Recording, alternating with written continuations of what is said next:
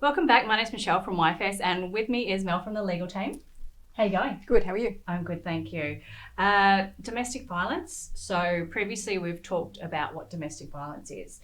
So probably the next step in it is understanding what a domestic violence order is. So what is a DVO? So a domestic violence order is an order from the court that protects someone. So the person who's protected is called the aggrieved person, and the person who is allegedly committing the acts of domestic violence is called the respondent. Right.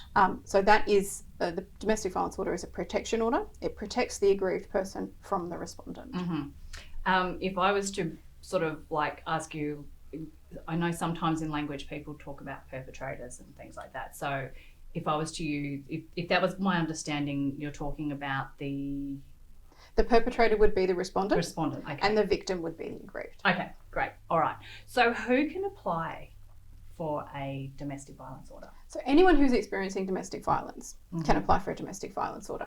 But there are very specific people who, well, relationships really that qualify as domestic relationships. Right. So the legislation says if you're in an intimate personal relationship, so if you're in a marriage relationship, a de facto relationship, if you're in any kind of sexual relationship, so friends with benefits situation is still a domestic relationship. Okay. That kind of relationship qualifies.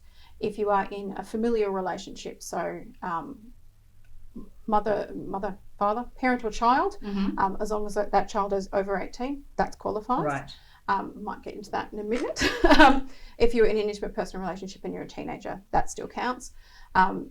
Any kind of familial relationship, even in-laws, that counts. And also an informal care arrangement. So if you are a friend who looks after someone as their carer, that's also a domestic relationship that will qualify under the Act.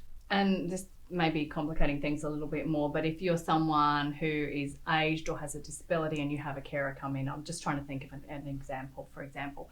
And so you have someone come in and so that person could... If it's an informal care arrangement.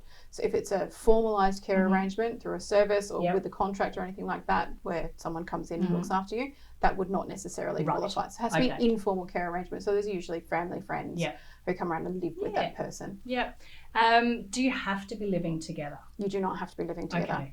And it doesn't have to be a long relationship either. So if you've been in a relationship with someone for 1 or 2 months and that's been an intimate personal relationship, that still qualifies. I did talk about the children and parents before, so I just need to clarify that. If there is domestic violence between parents and children when those children are under 18, that is not domestic violence. So if a parent is abusing a child, that needs to be reported to the Department of Child Safety and they will look after that. Or if a child is abusing a parent, then they need to look after that through parenting and other kind of support services. That's not a domestic relationship.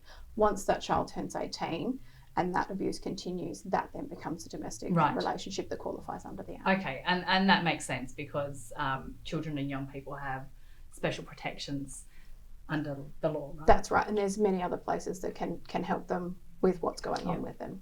If anyone needs any more information, they can contact YFS on 3826 1500.